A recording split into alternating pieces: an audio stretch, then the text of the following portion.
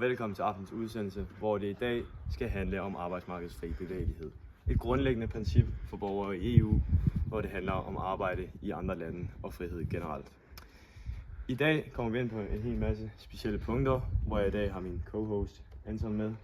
Vi får blandt andet nogle ekspertkilder indover. Det bliver rigtig spændende. Følg med. Fri bevægelighed for arbejdskraft har været en rettighed siden 1993. Det giver mulighed for, at EU-borgere frit kan arbejde i andre medlemslande uden arbejdstilladelse. Ifølge EU-kommissionen er princippet med til at sikre vækst, udfylde manglen på arbejdskraft og styrke EU's konkurrenceevne. Der er skabt et stort behov for arbejdskraft, især fra Østeuropa her. Ifølge Avisen Danmark er hver 8. arbejder i Danmark faktisk udlændinge. Det stammer især fra Østeuropa, hvor det er lande blandt andet Polen, Rumænien og Litauen.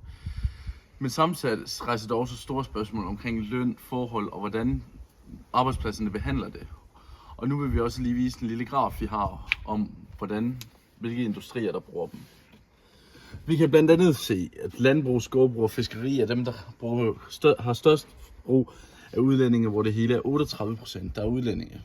Hoteller og restauranter følger godt med på 31%, hvor vi har rejsebureauer, rengøring og optionelle servicer på 28%. Efter det så har vi en masse andre brancher, som derefter følger trop med omkring mellem 5 og 20%.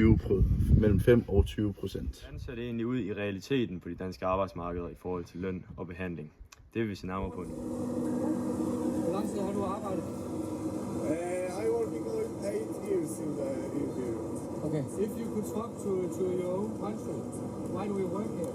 I'm working here because the most important is safety of the shippers. Because everybody wants to go back to child and families and can make two hands. Ja, og som vi kan se i klippet, så giver det jo et rigtig godt perspektiv af, hvordan det danske arbejdsmarked er i forhold til danske statsborgere og udlændinge.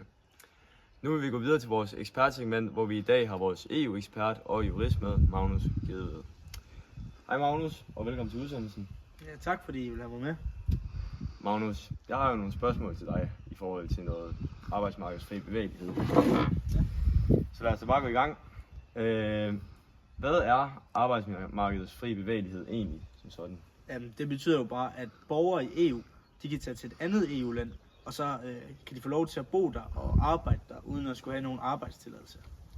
Ja, og det fører mig så videre til det næste spørgsmål, som jo er, hvordan arbejdsmarkedets fri bevægelighed påvirker det danske arbejdsmarked. Hvordan kan du fortælle om det? Ja, i Danmark har vi jo rigtig godt af, at vi får folk udefra til at komme ind i landet.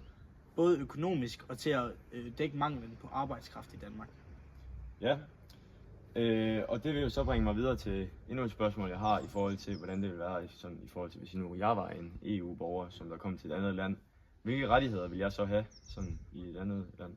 Som sagt før, så har du ret til at bo der og arbejde der, og du får de samme sociale ydelser som alle borgerne i det EU-land, du er i. Så du har sådan de samme ting som dem. Tak fordi du gad at være med, Magnus. Så vi kan altså konkludere, at arbejdskraftens fri bevægelighed er et afgørende princip for EU. Det sikrer altså borgeres fri bevægelighed mellem lande i forhold til arbejdsmarkedet. Men hvordan kan vi så sikre det for østeuropæere, og hvordan kan vi sikre, at det danske marked ikke bliver påvirket negativt? Det er et spørgsmål, som samfundet må svare på i forhold til principper og krav. Det var dagens TV-avis. Vi stiller nu om til Pakistan, hvor der lige er faldet en atom.